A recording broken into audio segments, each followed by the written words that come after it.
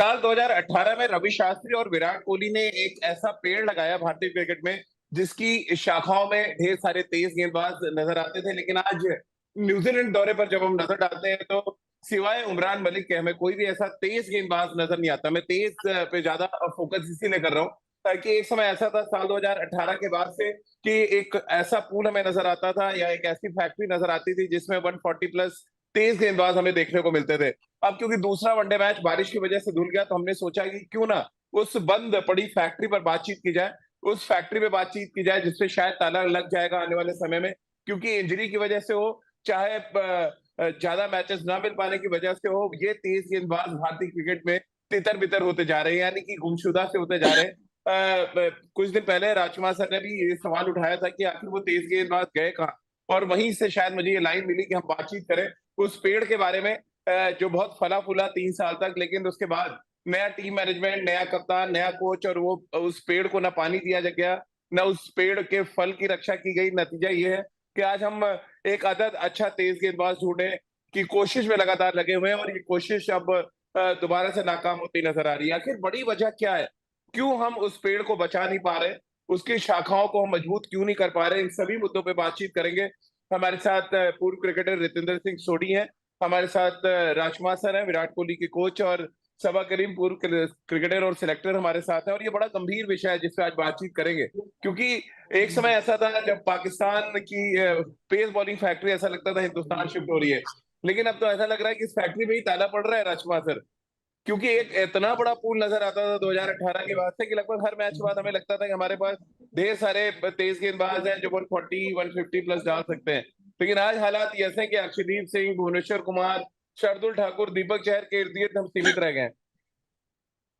ये थोड़ा सा अनफॉर्चुनेट तो है। और ऐसा क्यों हुआ है, ये वर्कलोड मैनेजमेंट ठीक नहीं हुआ इन बॉलर्स का, या मतलब क्यों इतनी ज्यादा इंजरीज हुई हैं, ये एक बहुत बड़ी चिंता का विषय है कि क्या ये इनका रिहैब जल्दी अगर हो सकता था तो ये वापस आ सकते थे।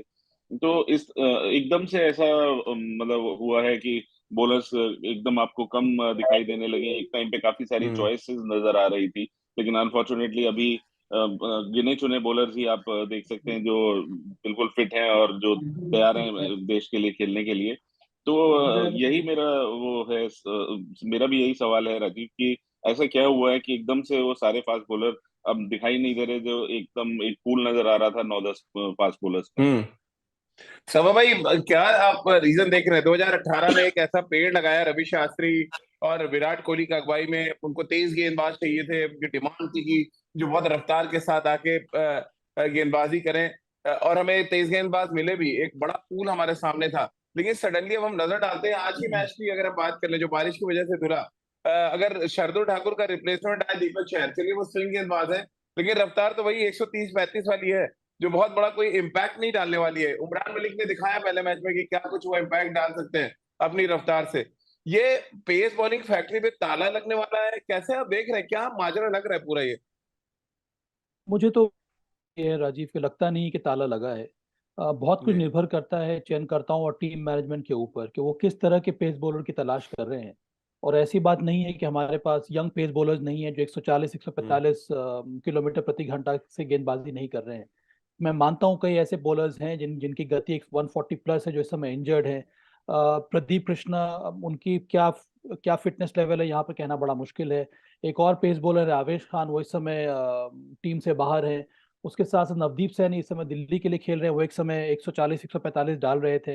वो इस समय उतना अच्छा परफॉर्म नहीं कर रहे जिसकी वजह से वो टीम में शामिल नहीं है। देखिए, जहां तक मुझे ज्ञान है राजीव, ये काम नेशनल क्रिकेट एकेडमी का है, जो टीम मैनेजमेंट के साथ चयनकर्ताओं के साथ बैठ कर ये डिसाइड करती है कि भाई ये हमारे पास 10 या 12 पूल ऑफ पेस बॉलर्स हैं, इनको हमें गाइड करना है, इनके फिटनेस को हमें मॉनिटर करना है, इनके वर्कलोड मैनेजमेंट को हमें हमें ध्यान रखना है, ताकि जब भी जरूरत पड़े टीम मैनेजमेंट को, चयनकर्ताओं को, ये जो खिलाड़ी हों अवेलेबल हों टीम के लिए।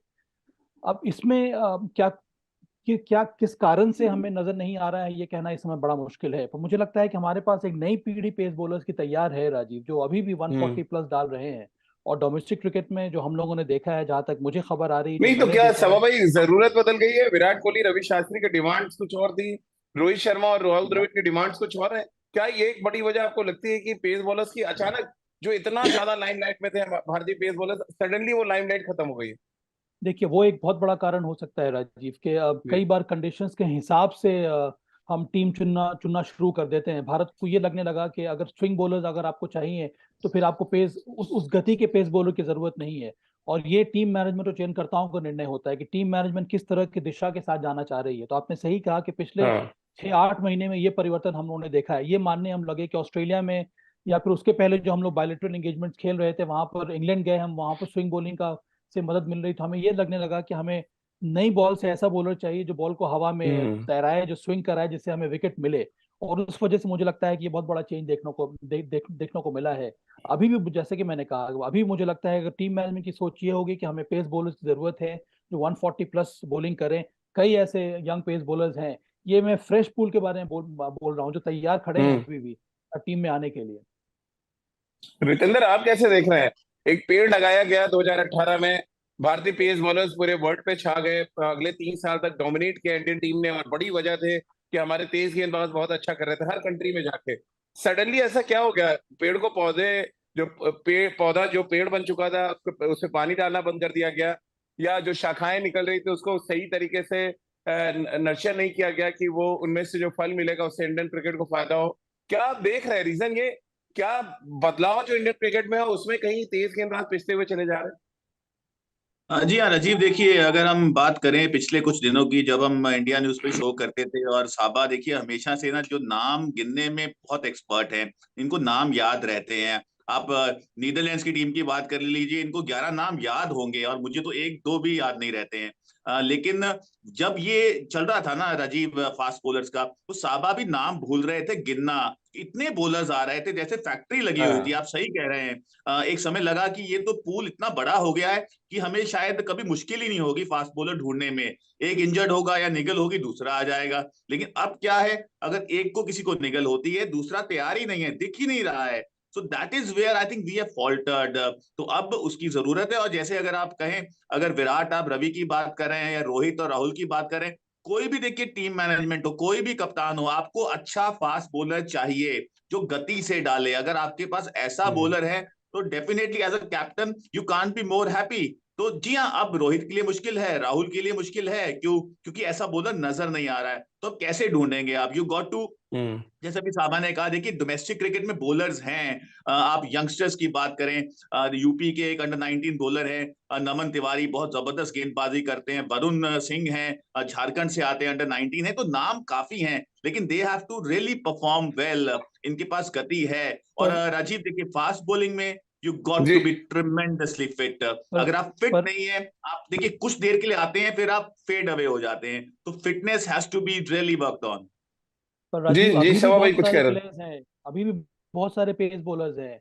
मैं तो 4-5 का नाम अभी आपको गिना दूंगा। कुलदीप सेन का चयन हुआ है बांग्लादेश के लिए, वो भी 140 प्लस डालते हैं। आवेश खान का जी। मैंने नाम लिया। शिवम मावी एक और यंग पेस बॉलर, यूपी के लिए खेलते हैं। उनको मैंने देखा है डोमेस्टिक क्रिकेट में, इस समय वो 140 प्लस क्लिक कर रहे हैं। कार्तिक त्यागी, आपको याद होगा, ऑस्ट्रेलिया जब टीम गई थी, वो एक नेट बॉलर के रूप में गए थे। वहां पर उन्होंने हाँ। सबको सबको प्रभावित किया था। अभी वो फिट होकर वापस आ गए हैं, वो भी 140 145 बॉल डाल रहे हैं। खलील अहमद, इस समय वो इंजर्ड भले हैं, पर वो भी आपने देखा होगा आईपीएल में कितनी शानदार गेंदबाजी की है उन्होंने। 140 प्लस वो भी डालते हैं। तो हमारे पास अभी भी मुझे लगता है 4 या 5 यंग पेस बॉलर्स हैं जो 140 प्लस, 144, 145 की गति से बॉल डाल रहे हैं। बहुत जरूरी है कि इनको हम ग्रूम करें और थोड़ा थोड़ा करके मौका दें। तभी हम जी। एक लार्ज पूल बनाएंगे, जिसके बारे में हम लोग चर्चा करते आ रहे हैं। और राजकुमार सर, एक एक जो इम्पोर्टेंट फैक्टर है जो मिसिंग, मैंने, क्योंकि मैं 2018 से कंटिन्यूअस, जब विराट कप्तान बने, मैं ज्यादातर मौका मिला कि मैं कवर कर पाऊँ, वो चाहे दक्षिण अफ्रीका हो या ऑस्ट्रेलिया हो। एक इम्पोर्टेंट फैक्टर जो मुझे मिसिंग लग रहा है कि जो विराट और रवि शास्त्री का जो मैनेजमेंट था, वो अपने बॉलर्स को पहचानते थे, उनको आइडेंटिफाई उन्होंने किया कि ये हमारे मैच विनर्स हैं और ये हमें मैच जिताएंगे। आज की टीम में, आज की टीम मैनेजमेंट में वो नजर ही नहीं आता कि हमारे पास ये, हम उन बॉलर्स को पिक करें और उनको बैक करें। ये बैकअप की भी बड़ी प्रॉब्लम है। आपको क्या लग रहा है, ये जो आज हम खाली बस्ता से घूम रहे हैं लेके, उसके पीछे का बड़ी वजह आप क्या देख पा रहे हैं? नहीं, जैसा अभी सभा ने कहा कि जरूरत है हमें उन्हें ग्रूम करने की, उन्हें उनको रोटेशन पॉलिसी से मैचेस खिलाने की, और उसमें से जज करना है कि कौन से हमारे मैच विनर्स हैं। क्योंकि अब जो फास्ट बॉलर्स का हमारे पास पूल सभा बता रहे हैं, वो सब यंगस्टर्स हैं। और उनमें से हम्म। हमें देखना होगा कि कौन हमारे लिए लंबी रेस के घोड़े साबित हो सकते हैं। तो उनको आप थोड़ा चांस दीजिए, सबको आजमाइए सबको, और रोटेशन पॉलिसी से उनको खिला कर देखिए। तो तब आप आंक पाएंगे कि कौन सा प्लेयर ऐसा है जो आपको लंबी टाइम तक सर्व कर सकता है।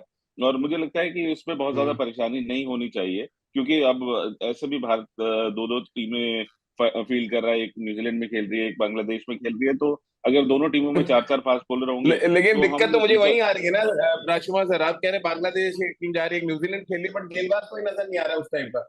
हम जसप्रीत बुमराह का जिक्र करते थे 2018 में, मोहम्मद शमी की बात करते थे, हम उमेश यादव की बात करते थे, और ये तीनों गेंदबाज ऐसे थे जो 140 प्लस जाते थे। और नतीजा आपने देखा, पर हमने दक्षिण अफ्रीका में टेस्ट मैचेस जीते, हमने ऑस्ट्रेलिया में अच्छा किया। जैसे ही ये तीनों गेंदबाज गए, वो रिप्लेसमेंट नजर नहीं आ रहा क्या? अब इसके पीछे कैसे अब वजह देखते हैं आप? देखिए वही मैं कह रहा हूँ ना, ग्रूम करने की जरूरत है आपको, आपको विश्वास नहीं तो दिखाना करेगा होगा कौन बॉलर्स में। राजकुमार सर? ये ग्रूम करने की जिम्मेदारी है किसकी? ये कप्तान और कोच की जिम्मेदारी है राजीव, कि जी। वो उनको अच्छे से मौका दे, और मतलब बैक करें उनको, और कॉन्फिडेंस दें कि आप आगे चलकर खेलेंगे अगर आप अच्छा करेंगे तो मुझे नहीं जी। लगता कि बहुत ज्यादा मुश्किल होनी चाहिए इसमें। ये आगे मुश्किल होगी ऐसा होगा भी नहीं, मुझे पूरी आशा है, जी। क्योंकि राहुल द्रविड़ एक अच्छे कोच हैं, और रोहित को काफी एक्सपीरियंस है कप्तानी का। तो मुझे लगता है कि आने वाले समय में ये लोग जरूर ग्रोम करेंगे, और देखेंगे कि कौन से फास्ट बॉलर ऐसे हैं, जैसे अब उमरान मलिक है। मैं कह रहा हूँ आप उनको बैक कीजिए, वो एक बहुत शानदार प्रतिभा है, एक ऐसा बॉलर जो 150 प्लस बॉल लेकिन डाल कैसे सकता होगा है। या राजकुमार सर? आपको भी याद है आयरलैंड में जाया गया, उनको ड्रॉप कर दिया गया, भूल गए अचानक, जब सारे तेज गेंदबाज आपके ट्राई टेस्टेड फेल हो गए, तो आप फिर उमरान मलिक के पास चले गए। तो ये एक कंसिस्टेंट जो रूप देने की बात है, वो तो होता नहीं है कभी। वही मैं कह रहा हूँ ना, वो जरूरत है कि आप आइडेंटिफाई कीजिए कि आपके कौन से फास्ट बॉलर हैं। तो अब उमरान मलिक, आप अनडाउटेडली वो इस समय बेस्ट बॉलर हैं स्पीड वाइज, अगर तो देखा जाए तो आप उनको ग्रूम कीजिए, उन्हें कॉन्फिडेंस दीजिए कि आप रेगुलर खेलेंगे। अगर आपकी पिटाई भी होती है तो आप अपनी हम्म। पेस को नहीं कट कीजिए। आप उस लिए अक्सर देखा जाता है कि आपको कहा जाता है कि आप लाइन लेंथ डालिए, वो पेस पे बहुत ज्यादा वो मत कंसंट्रेट कीजिए। एक अच्छी लाइन और लेंथ पे, हार्ड लाइन पे बॉल डालिए, और कोशिश कीजिए बॉल को स्विंग करें, ना कि और then you cut down on your pace. तो उस तरह की चीजें नहीं होनी चाहिए। और मुझे लगता है कि काफी एक्सपीरियंस्ड हैं राहुल इस बात में, मतलब वो समझेंगे, और जरूर ऐसा दोबारा से पूल नजर आएगा भारतीय टीम में। विकेंद्र, आप क्या रीजन देख पा रहे हैं? जसप्रीत बुमराह गए, मोहम्मद शमी अब कंसिस्टेंट क्रिकेट नहीं खेल पा रहे इन दिनों ऑल फॉर्मेट में, उमेश यादव को शायद कंसीडर नहीं किया जा रहा, और उसके बाद प्रसिद्ध कृष्णा एक अच्छे तेज गेंदबाज है, इंजरी, फिर उसका जितने भी नाम लेते जाइए वो इंजरी प्रोन गेंदबाज आपके लिस्ट में बढ़ते चले गए। आप क्या रीजन देख पा रहे हैं कि पेस बॉलर अवेलेबल होने की जगह वो दूसरी लिस्ट में जाते गए, यानी कि जो अनफिट खिलाड़ियों की एक लिस्ट है, उसमें एक लंबी लिस्ट है जहाँ पे तेज गेंदबाजों का नाम है? देखिए राजीव, यहाँ पे प्रत्यक्ष को प्रमाण की जरूरत नहीं है। देखिए यहाँ टीम मैनेजमेंट को आप ज्यादा कुछ कह नहीं सकते हैं, क्योंकि अगर आप इंजर्ड हो रहे हैं, अगर आप फिट नहीं है, और अजीब, जब आप भी क्रिकेट खेलते थे, साबा क्रिकेट खेलते थे, राजकुमार जी खेलते थे, वो जमाना ऐसा था, टेस्ट क्रिकेट का जमाना था। आप एक दिन में 20-20 ओवर डालते थे, लेकिन अब T20 क्रिकेट का बोलबाला है, और आप अगर महज 4 ओवर डाल के इंजर्ड हो रहे हैं, तो वो दर्शाता है कि फिटनेस पे आपने ज्यादा काम नहीं किया है। You got to blame your own self. Prasidh Krishna की बात करें, सिराज की बात करें, अगर आपको निगल्स हैं, तो उसका ध्यान तो आपको खुद रखना होगा। आपको सिलेक्टर्स या टीम मैनेजमेंट कब देखेगी? तब देखेगी जब आप फिट हैं। आप एनसीए भी हम्म। जा सकते हैं, वहां पे आप फिट हो सकते हैं, लेकिन and of the day the owners is on you. आपने कितना अपने अपने स्टमक पे काम किया, कितना अपने बैक पे काम किया, कितने अपने अपने एंड्योरेंस पे काम किया है। और मुझे लगता है, देखिए राजीव, अभी तो टेस्ट हुआ नहीं है। यहाँ पे मैं अर्शदीप सिंह का मेंशन करना चाहूंगा, शानदार होनहार बॉलर है, लेकिन अभी टेस्ट क्रिकेट, वनडे क्रिकेट में उनका बड़ा टेस्ट होना है। जब 10 ओवर वनडे क्रिकेट में डालने पड़ेंगे, टेस्ट क्रिकेट में 20 ओवर का स्पेल डालना होगा, तो वहां पे वो कहाँ खड़ेंगे, कितना फिट होंगे, वहां पता चलेगा। I think that is hmm. Where where there's an acid test। तो जी हाँ, I am sure fitness has to be the criteria, और यहाँ पे बॉलर्स को खुद अपनी फिटनेस पे काम करना होगा। इक्की दुक्की 3 मैच आप T20 खेलें और आपका नाम हो जाता है, but end of the day आप तब जाने जाते हैं जब आप भारत के लिए कपिल देव बनते हैं, आप भारत के लिए जसप्रीत बुमराह बनते हैं, जावगल श्रीनाथ बनते हैं। I think that is where we have to work on. NCA का जिक्र किया सवा भाई रितेंद्र ने, आपको लग रहा है एनसीए भी सही ढंग से काम नहीं कर पा रही? क्योंकि आप उनके हर हेड कोच को हर महीने आप भारतीय टीम के साथ दौरे पे भेज देते हैं, जो उनका बॉलिंग कोच है, यानी कि वो सेकंड स्टाफ बना दिया बेसिकली आपने एनसीए के जो मेंबर्स हैं। ऐसे में क्या ये भी एक बड़ी वजह है क्योंकि ना वीवीएस लक्ष्मण अवेलेबल है आधे टाइम, ना उनका सपोर्ट स्टाफ अवेलेबल है क्योंकि उनको भारतीय टीम के साथ दौरे पे जाना है, राहुल द्रविड़ साहब को आराम करना है, बाकी सपोर्ट स्टाफ को आराम करना है। आप एक अलग कोच क्यों नहीं नियुक्त कर लेते हैं बस बिसाइड इसके कि आप एनसीए के बंदों को भेजते रहे, जिससे आपका स्ट्रक्चर बिगड़ रहा है लगातार? देखिए, कई सारे एनसीए के जो परमानेंट कोचेस हैं उनको इसी वजह से रखा गया है कि जब इंडिया ए टीम बने या फिर इस प्रकार का जब दौरा हो तो वहां पर वो कोचेस जाएं। और वो सही सिस्टम है राजीव। एनसीए के पास जिस तरह का सिस्टम बना है इस समय वीवीएस लक्ष्मण के अंडर या इसके पहले जो राहुल द्रविड़ ने काम किया वो काफी शानदार है। ट्रॉय कूली जो एक फेमस बॉलिंग कोच है उनको हायर किया बीसीसीआई ने, वो पिछले 6 महीने से काम कर रहे हैं एनसीए में। एनसीए के पास एक स्पोर्ट्स साइंस सेंटर है जिसको हेड कर रहे हैं नितिन देसाई, जो इसके पहले भारतीय टीम के साथ जुड़े हुए थे एक फिजियो के रूप में। उनके अंडर पूरा strength and conditioning plus physiotherapy wing आता है। तो वहां पर सिस्टम बहुत अच्छा हो गया, हमें थोड़ा बहुत पेशेंट रहना पड़ेगा। देखिए, एक और दिक्कत क्यों आई है जो मैं आपको एक्सप्लेन करता हूँ कि कुछ जमाना पहले, ये कोविड के पहले, हमेशा इंडिया ए के बहुत सारे टूर्स होते थे जहां पर चयनकर्ताओं को समय मिलता था नए यंग पेस बॉलर्स को देखने का।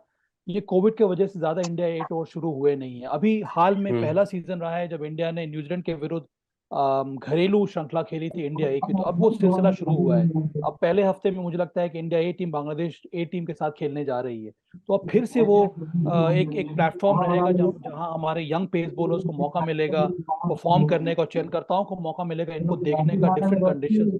अभी और भी काम बाकी है, ये तो अभी घरेलू सीजन की हम बात कर रहे हैं। बहुत जल्दी बाहर बाहर भी इंडिया ए की टीम ट्रैवल करने लगेगी, चाहे वो दक्षिण अफ्रीका हो गया, ऑस्ट्रेलिया हो गया, न्यूजीलैंड हो गया, इंग्लैंड हो गया। यहाँ से हमें कई सारे पेस बॉलर्स मिलेंगे। अभी जो आप क्रॉप जो बात कर रहे हैं नए पेस बॉलर्स का, चाहे मोहम्मद सिराज हो गए, प्रसिद्ध कृष्णा हो गए, नवदीप सैनी हो गए, आवेश खान हो गए, ये सब इंडिया ए के थ्रू ही आए हैं। तो जो मैंने जो यंग पेस बॉलर्स का नाम लिया है, इनको अब मौका मिलना चाहिए इंडिया ए में, ताकि चयनकर्ता हैं उनको देखें और कुछ हद तक टीम मैनेजमेंट को भी एक्सप्लेन किया जाए कि ये हमारे पास next crop of pace bowlers हैं जो तैयार हैं। अब वो निर्भर करता है आपके ऊपर कि आपको किस प्रकार के रिक्वायरमेंट की जरूरत है। देखिए, जब सिलेक्शन कमेटी की मीटिंग होती है राजीव, वहां पर जो टीम मैनेजमेंट है जो रिप्रेजेंट करती है सिलेक्शन कमेटी में, चाहे वो कप्तान हो, कोच हो, वो आके सिलेक्शन कमेटी में सबसे पहले यही कहते हैं, मुझे इस तरह के प्लेयर की चाहिए, मुझे इस तरह का स्किल सेट का प्लेयर चाहिए अपनी टीम में। वो उनका विजन है और वो प्रोवाइड करना, वो गैप को फिल करना काम है चयनकर्ता का। अगर सपोज कीजिए कि रोहित शर्मा ने ये कहा कि मुझे एक पेस बॉलर चाहिए 145 का, जो 145 किलोमीटर प्रति घंटा दे, तो आपके पास पूल ऑफ पेस बॉलर्स होने चाहिए 3-4 जिसमें से आप पिक कर पाए और ये आप बता पाए रोहित शर्मा को कि देखिए इनमें से पैकिंग ऑर्डर में नंबर 1 ये खिलाड़ी है क्योंकि इंडिया ए में इतना अच्छा कर चुका है, डोमेस्टिक क्रिकेट में इतना अच्छा कर चुका है, इसे मुझे लगता है कि आपको खिलाना चाहिए। तो इस तरह का कम्युनिकेशन, इस तरह का प्लेटफॉर्म अगर बनेगा, और मुझे विश्वास है कि आने वाले समय में ये जरूर बनेगा, फिर से हमें वो strong pool of young Indian pace bowlers हमें नजर आएंगे जो 145 के हिसाब से बॉलिंग कर सकते हैं। रितेंद्र कुछ कहना चाह रहे थे आप?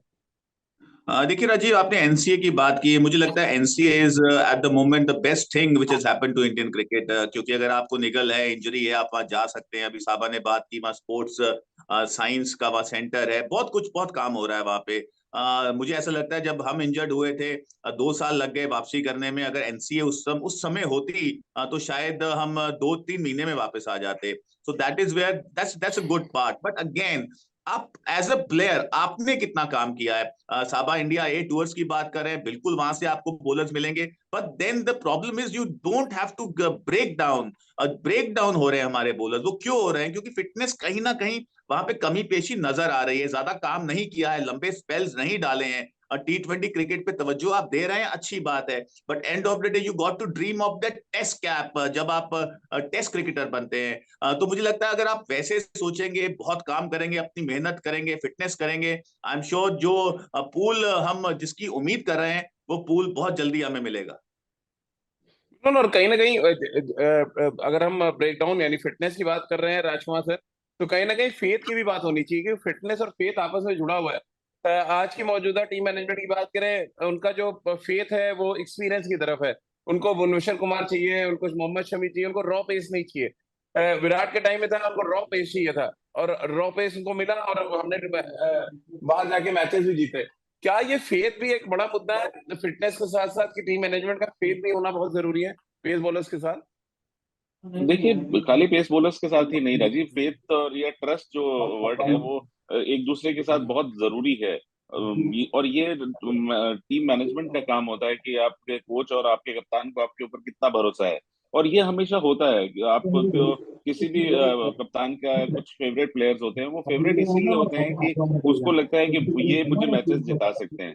अब आपने बात की एक्सपीरियंस पसंद है रोहित को, तो एक्सपीरियंस क्योंकि उन्होंने देखा हुआ है बुमराह को, वो मुंबई इंडियंस में खेलते थे, वहां पर उन्होंने इतने मैच जिताए हैं, तो एक कॉन्फिडेंस लेकिन ऑटोमेटिकली सर आ बुमराह जाता है आपका। बुमराह बुमराह गेंदबाज बड़े बने क्योंकि विराट ने उनको मौका दिया दक्षिण अफ्रीका में, ये भी नहीं भूलना चाहिए हमें। डेब्यू नहीं वो विराट ने बात, करवाया उनको, और एक मुझे याद है एक सीनियर गेंदबाज को ड्रॉप किया था उन्होंने नहीं, उस टेस्ट मैच में जोहानिसबर्ग में। तो ये पर ये राजीव फेथ दिखाना पड़ेगा उस टैलेंट को आपको। पर राजीव बुमराह का डेब्यू बहुत साल पहले हुआ था MS धोनी के अंडर। उसके बाद धीरे धीरे नहीं वो सर, टेस्ट मैच में आए टेस्ट खेलने के टेस्ट लिए। डेब्यू की हम बात कर रहे हैं, टेस्ट डेब्यू ने 2018 में तो किया वही मैं कह रहा हूँ, विराट की पर कप्तानी में। वो टेस्ट मैच में डेब्यू हुआ क्योंकि उनका वनडे परफॉर्मेंस इतना अच्छा था, सब लोगों को ये जी लगने लगा कि वो टेस्ट मैच भी खेल सकते हैं। तो वो सही हाँ प्रोग्रेस है, यही होना भी चाहिए। हाँ, वही वही बात करो, बिल्कुल। फेथ डेवलप किया उन्होंने और फेथ पे फिर फेथ दिखाया कप्तान ने भी। ऐसे बहुत से गेंदबाज हैं जिन्होंने प्रॉमिस दिखाया है या परफॉर्म किया, बट फेथ नहीं शायद जीत पाए इस मौजूदा टीम मैनेजमेंट का। इस पे हम बातचीत कर रहे हैं। जी राजकुमार सर। बिल्कुल, देखिए राजीव, ये एक सेट ऑफ प्लेयर्स, मैंने हमेशा कहा है कि कोई भी कप्तान और कोच आएंगे, उनकी थिंकिंग अलग होगी। विराट और रवि की अलग थिंकिंग थी, उन्हें अटैकिंग प्लेयर्स पसंद थे। यहाँ पर रोहित शायद ट्राइड एंड ट्रस्टेड में ज्यादा बिलीव करते हैं। तो ये प्लेयर्स के लिए हमेशा राजीव ये शुरू से चलता है, पिछले 50 साल से ऐसा होता है कि आपको कुछ प्लेयर्स आपको अच्छे लगते हैं, और पहले ये कहा जाता था कि आप अपने जोन के प्लेयर्स को ही बैक करते हैं। वो बैक करना इसलिए होता है क्योंकि आपने उनको डे इन डे आउट देखा होता है कि वो आपको मैचेस जिता रहे हैं या आपकी स्टेट से वो खेल रहे हैं। तो वो एक ऑटोमेटिक सा एक कॉन्फिडेंस रहता है उस प्लेयर के ऊपर कि ये मुझे मैच जिताएगा। तो ऐसा ही सेट ऑफ प्लेयर्स अब रोहित और राहुल के साथ भी है। उन्हें जिन प्लेयर्स पे ज्यादा कॉन्फिडेंस है वो उन पे ज्यादा ट्रस्ट कर रहे हैं।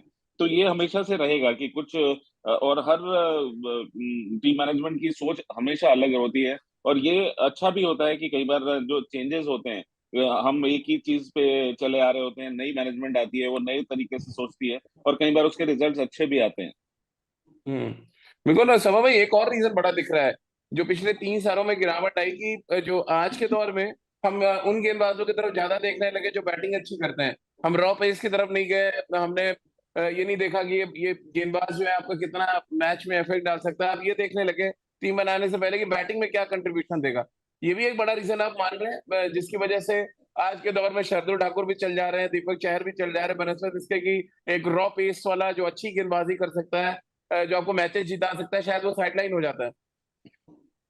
सिवाय शार्दुल ठाकुर की मुझे और कोई पेस बॉलर ऐसा नजर नहीं आ रहा है। शार्दुल ठाकुर को टीम में इस वजह से रखा गया है क्योंकि उनका टेस्ट मैच में काफी अच्छा प्रदर्शन रहा है राजीव, और ये हमें हम्म। नहीं भूलना चाहिए, उन्होंने कई सारी यूजुअल पारियां खेली हैं।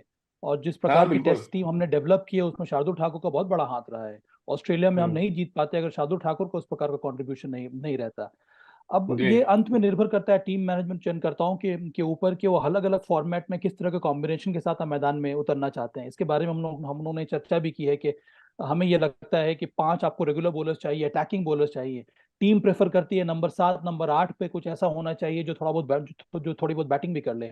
और कुछ वही ढर्रा हमें इंग्लैंड टीम में भी नजर आ रहा है जो कि बहुत यूजफुल है। हम्म। तो अलग अलग के कॉम्बिनेशन पर निर्भर करता है, पर अंत में अगर आप अटैकिंग बॉलर्स ढूंढ रहे हैं जो आपको विकेट ला के दें, जो तेज गति से डालें, तो फिर आपको बैटिंग के ऊपर उनका ध्यान नहीं देना होगा। हाँ, बैटिंग वो जरूर डेवलप कर हाँ सकते हैं, पर अंत में आपकी जगह एक यंग एक पेस बॉलर के रूप में होनी चाहिए। पर ये जरूरी है राजीव की टीम मैनेजमेंट और चयनकर्ता क्या सोच रहे हैं। अगर टीम मैनेजमेंट को ये लगता है कि उनको स्विंग बॉलर चाहिए तो फिर चयनकर्ता उनको स्विंग बॉलर देते हैं। अगर उनको ये चाहिए कि मुझे out and out pace bowler चाहिए तब उनको गति वाला पेस बॉलर चाहिए। पर इस तरह के पूल ऑफ प्लेयर्स आपके पास होने चाहिए ताकि आप उनको जी। उनको फर्निश कर पाए सामने। हाँ हाँ, और हम वापस क्यों जा रहे हैं एक्सपीरियंस बॉलर्स के बारे में बात करने के लिए? आप हम सब लोग मौजूद थे जब हम T20 के बारे में बात कर रहे थे। सब लोगों को ये लगने लगा था कि मोहम्मद शमी को वापस आना चाहिए। और हाँ पिछला जो विश्व कप हुआ था दुबई में, वहां पर भी हमारी यही बॉलिंग अटैक थी, उसमें कोई फर्क आया नहीं। कोई फर्क तो नहीं ये जी, कहना कि कोई फर्क रवि नहीं। और विराट के अंदर कोई दूसरी पॉलिसी थी और यहाँ पर कोई दूसरी पॉलिसी है, तो वो मुझे लगता नहीं कि वो जायज है। अंत में इन द एंड वो डिपेंड करता है कि टीम मैनेजमेंट किस पर विश्वास दिखा रही है, कौन से पेस बॉलर उनको लगता है कि वो मैच विनिंग बॉलर साबित हो सकते हैं टीम के लिए। तो ये सवा भाई आप कह रहे हैं कि टीम मैनेजमेंट को बता जब मांगते हैं वो चीज मिलती है, लेकिन सैक तो टीम है फिर सिलेक्शन कमेटी हो जाती है, यानी कि गलती तो बराबर थी दोनों तरफ से। आपने बॉलर्स मांगे, सिलेक्शन कमेटी ने बॉलर दिए, लेकिन जब आप हार गए तो सिलेक्शन कमेटी सैक कर दी गई। ये तो यही तो सवाल उठ रहे हैं अभी राजीव, ऐसा क्या हुआ है कि सिलेक्शन कमेटी को सैक कर दिया है अंत में। पर रिस्पॉन्सिबिलिटी तो सभी को लेनी होती है, चाहे वो चयन करता हो, चाहे वो टीम मैनेजमेंट हो। ये सब के सब रिस्पॉन्सिबल होते हैं टीम को आगे बढ़ाने के लिए, और अगर टीम अच्छा नहीं कर रही है तो एक फॉल आउट कोई ना कोई जरूर होता है, और इस जी समय सिलेक्टर्स को माना गया है।